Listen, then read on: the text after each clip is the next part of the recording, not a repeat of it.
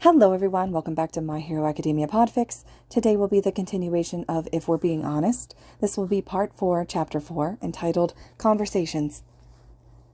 The movie night went pretty well after that. The anger that had been harshly directed at Katsuki all day was just about gone after his apology, for which Izuku was so glad. He knew Katsuki was a better person now, and he was glad that his classmates could see it too. He was growing and learning to be the hero that he always wanted to be, which was beautiful and amazing, and it made Izuku wondrously happy. He hoped it made everyone else happy, too. The blonde seemed to be nonchalant about this development, but Izuku could see the relief in his eyes as Kirishima moved over to let him sit down. And no, Izuku didn't mean to overhear on the way to his seat, but he didn't have almost 20 hero journals because of his lack of eavesdropping skills. "I'm sorry for hurting you," Katsuki muttered. 2 apologies in a day. This was proof that he had changed, honestly. Izuku felt himself smile at the thought. Thankfully, at this point, no one else seemed to be listening, too caught up in movie-picking again. "I understand if you don't want to be with someone like me." "I know you're better now," Kirishima said with what sounded like a frown. Izuku was in his seat now, which was only a few seats away from them, so he could still hear everything. Maybe he shouldn't be listening. "Can we talk about this later?" Katsuki grunted. "Alone?" "Yeah, of course." Izuku breathed a sigh of relief. He did not need Katsuki mad at him for that one. "So, what are we watching first?" Kirishima asked, putting an arm around his boyfriend. Izuku hid a smile behind his hand as he saw the blonde lean against him with a well-hidden blush. "Something classic," Mina said with vigor. "Like Disney or DreamWorks." "I haven't seen any of those," Shinso said. "I didn't watch many movies growing up." "What?" Kaminari yelled incredulously. "Were the people that raised you monsters?" "Well, actually—" "We have to watch a classic then," Uraraka exclaimed. "Like Tangled or How to Train Your Dragon." "That's a good one, too," Sue said. "My brothers and sisters both really like the one without the teeth." "His name is Toothless, but that doesn't mean he doesn't have teeth," Izuku said with a small frown, slightly upset with his friends for not knowing these simple facts. "I'm confused." Shoto looked at him with a bewildered expression. "His name is Toothless, but he has teeth?" "Not you, too," he groaned. "It's official," Mina said. "We're watching it. Anyone who objects, speak now or forever hold your peace." "Wait," Kaminari said. "Which movie?"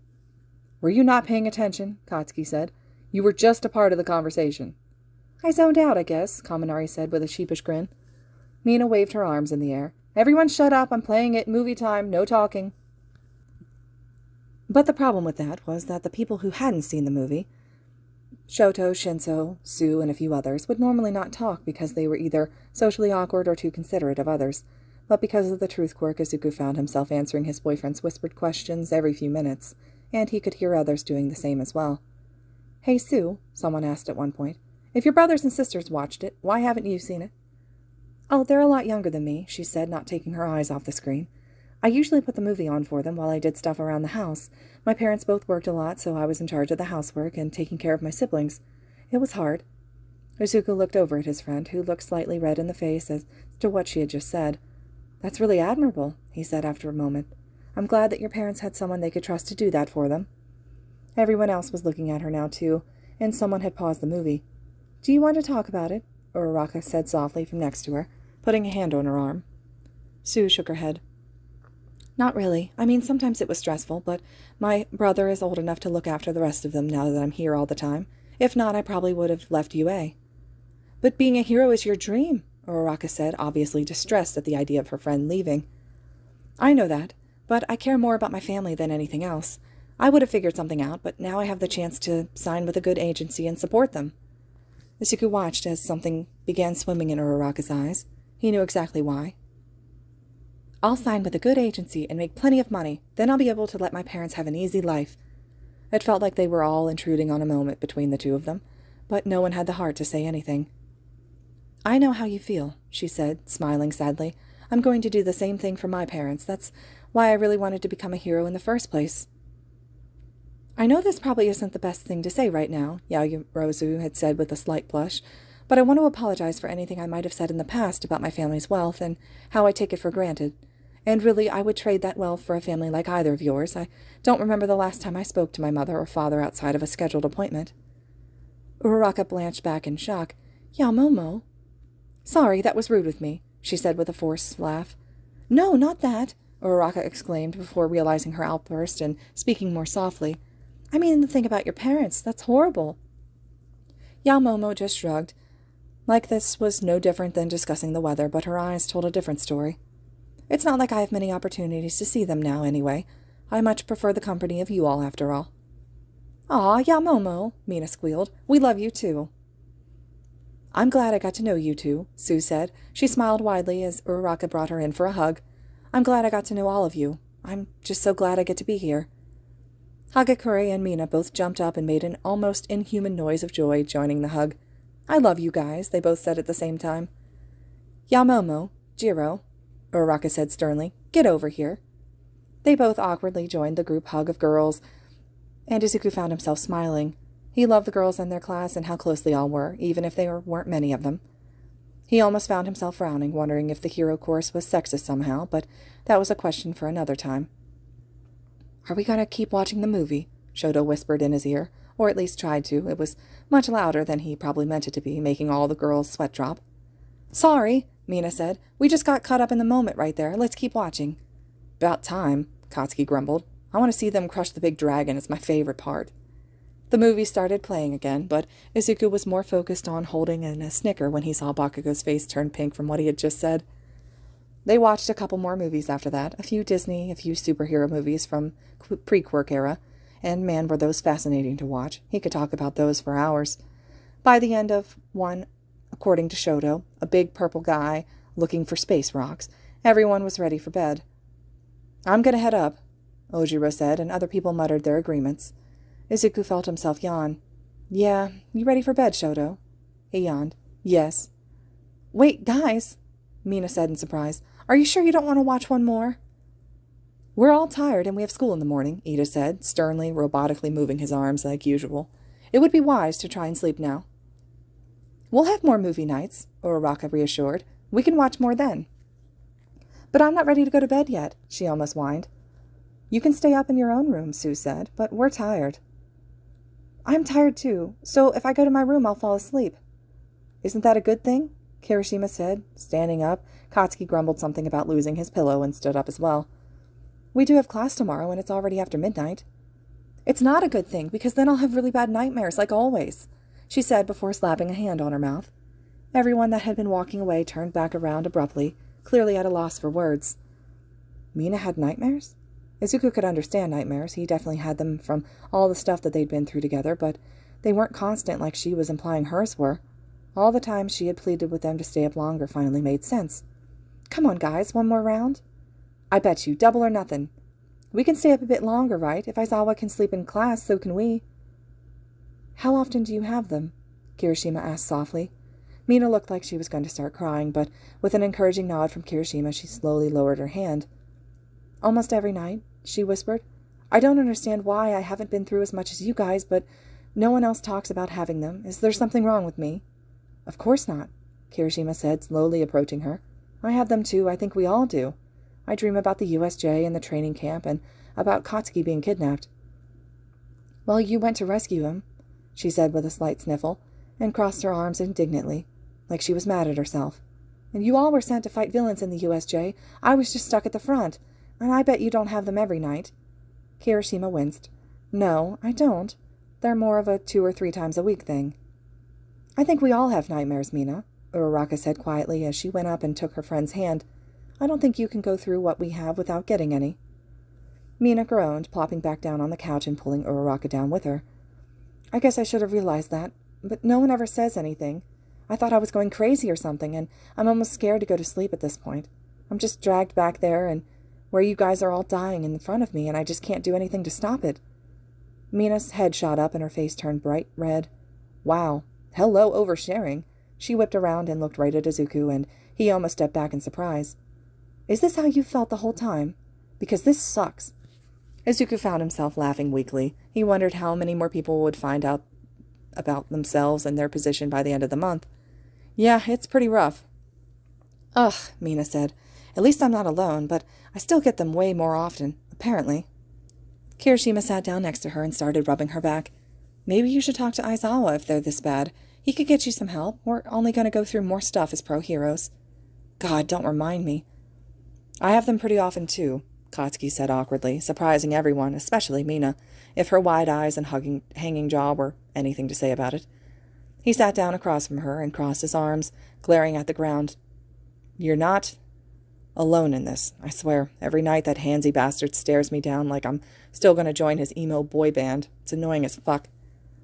Mina started to tear up again. I can't believe I'm complaining about my stupid nightmares when you got kidnapped by the League of Villains. Don't do that, Katsuki snapped at her. You can't compare trauma like that.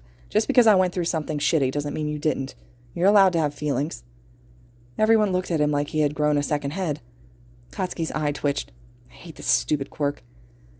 Thanks, Bakugo, Mina said with a wobbly smile. She was the only one not staring at the blonde like he had been switched with some weird clone.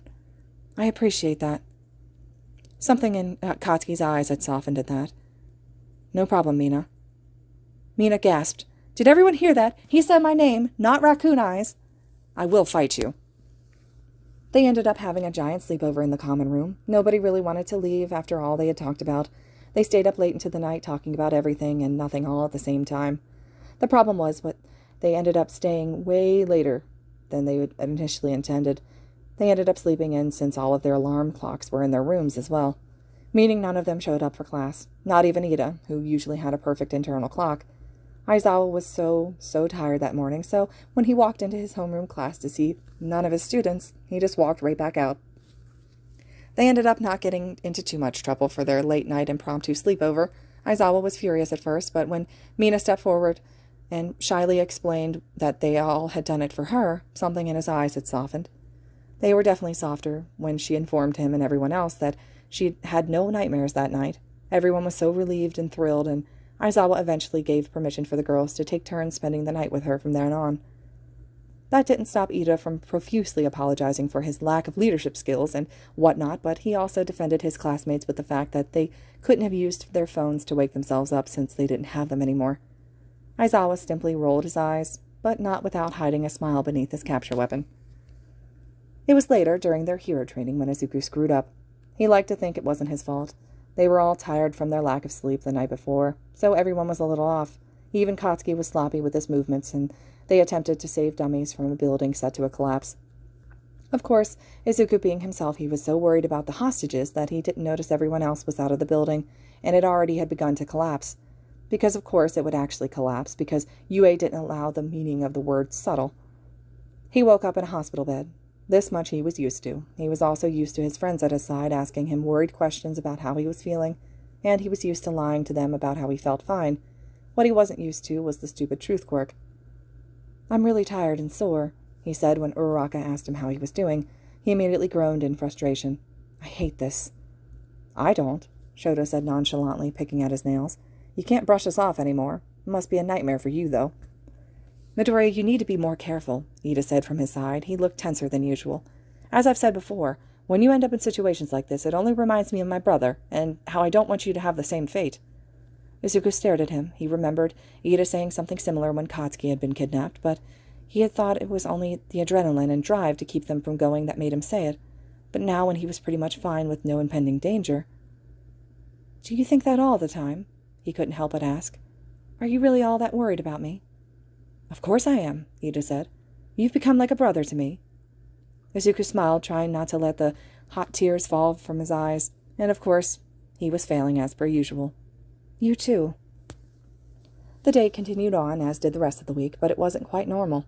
The truth quirk was still there, so everyone was slightly to the left. Not everything that came out of their mouths was some world-altering secret. They blurted out random thoughts while talking to each other, and it made for some very interesting conversations. So wait, you've never killed anyone in Among Us? Uraraka asked with a slight frown. Izuku looked down sheepishly. No, I can't bring myself to. When I'm the imposter, I just kind of wander around and wait for everyone to complete their tasks. Killing them makes me feel mean. Shoto stared at him with a blush. You're too pure. You know that? You know you could beat everyone without breaking a sweat as the imposter, right? Uraraka asked. Oh yes, I'm very aware. Can I borrow your shampoo? Sero asked Kirishima, who was sitting at a table doing his homework. I'm all out. No, mine's special for my hair dye. Wait, Bakugo deadpanned. You dye your hair? You guys didn't know? Mina asked, sounding surprised. You can see his roots before he dyes it like every month. Mina, You knew me before I started dyeing it. That's different. It's cheating. She stuck her tongue out.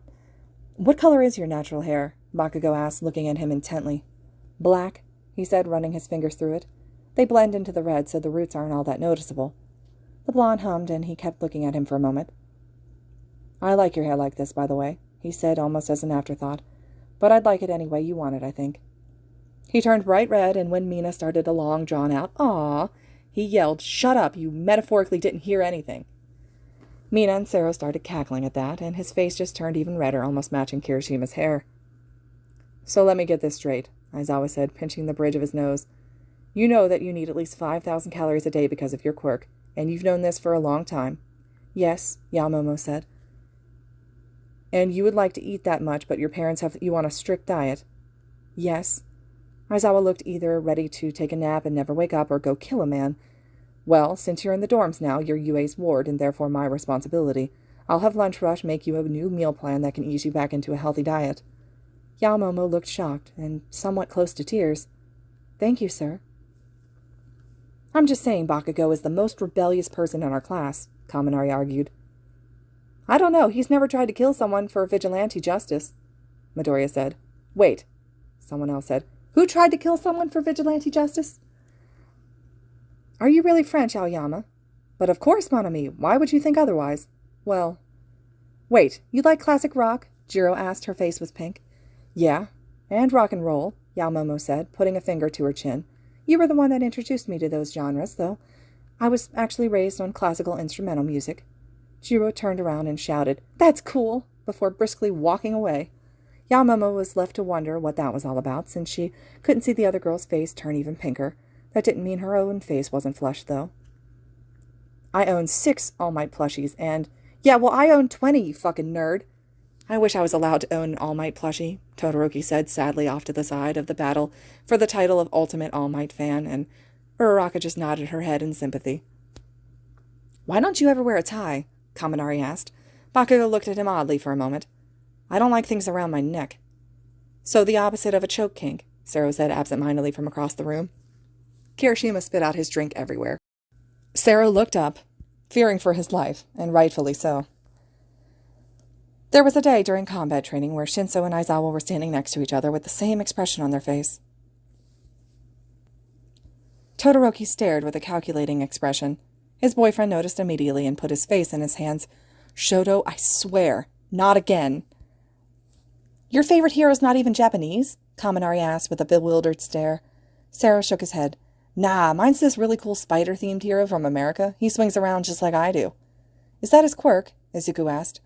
No, I think his quirk is something like Sue's. He can do anything a spider can, basically, like stick to walls. What's his name? Kaminari asked. Sero smiled widely at that. Peterman. Of course I care about all of you, Bakugo yelled from the kitchen at his stupid squad. Why else would I make dinner for you and help you study when you clearly don't take the classes seriously? Baku, bro, Kaminari yelled. That means so much. Did you guys actually think I hated you or some shit? I mean, not really, Mina said, but you are pretty aggressive. That's just who I am, he said, a bit softer than his normal anger-filled tone. I might not be the best at showing it, but I care.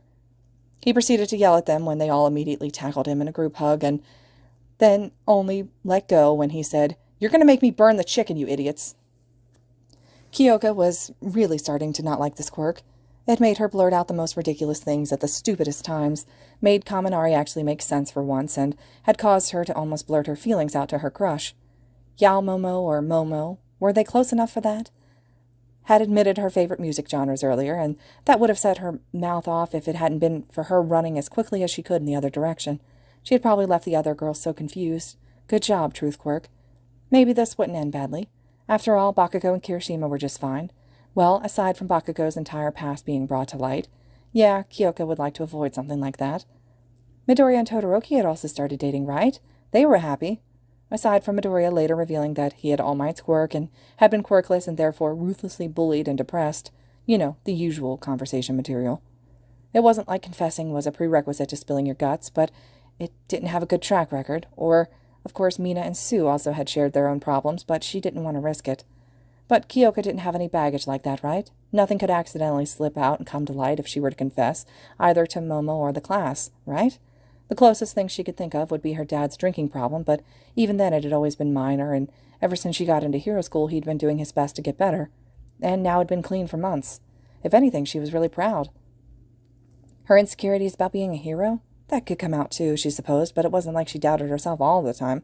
She was pretty sure everyone, maybe with the exception of Bakugo, was insecure at times about their future as a hero. With such competitive job market, it was to be expected, and she didn't really think it would make her cry in front of everyone or anything. Oh, who was she kidding? The only reason she was really thinking about all this was to distract herself from the real reason she didn't want to confess. Momo didn't like her back. Why else would she not have confessed to her undying love to her yet? Maybe Kyoka was a tiny bit dramatic. Of course, she hadn't confessed either, so this whole thing was a mess. All these thoughts scrambled in her brain as the first week with the truth quirk passed. She was terrified that her thoughts would blurt right out of her mouth when she was least expecting it.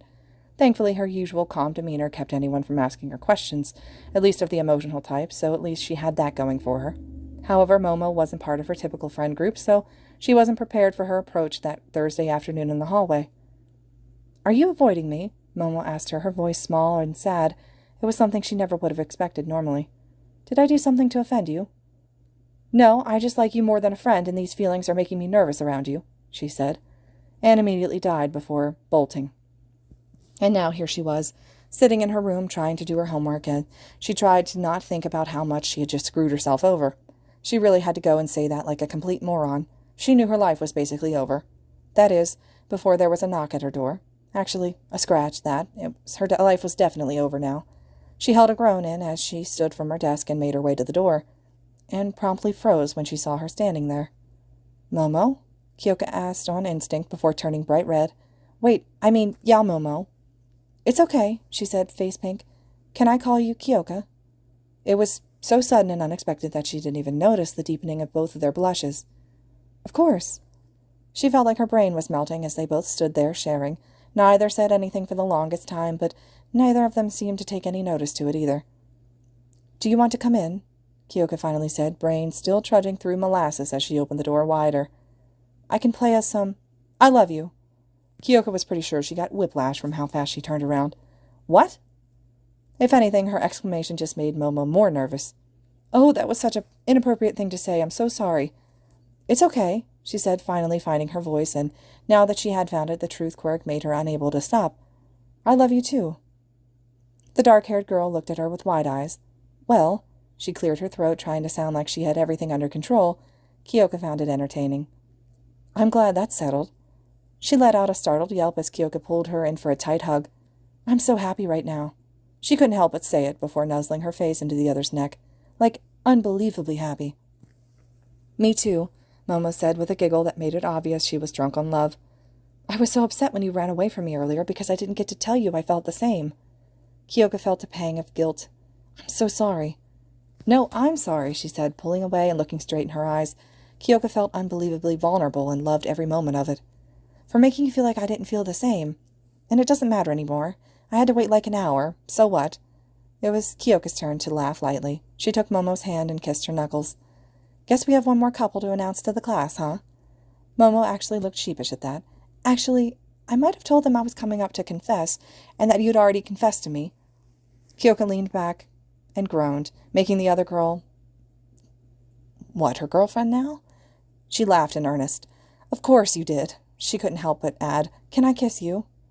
Momo's face turned bright red, and Kyoka started to instantly regret asking, but Momo answered her before she could say anything else. And Momo didn't answer with words, which was perfectly fine in Kyoka's opinion. She smiled against the girl's lips and thought that maybe this truth quirk wasn't so bad after all. This concludes part 4 of If We're Being Honest. I'll have part 5, chapter 5, up for you guys as soon as possible. And as always, thank you so much for listening.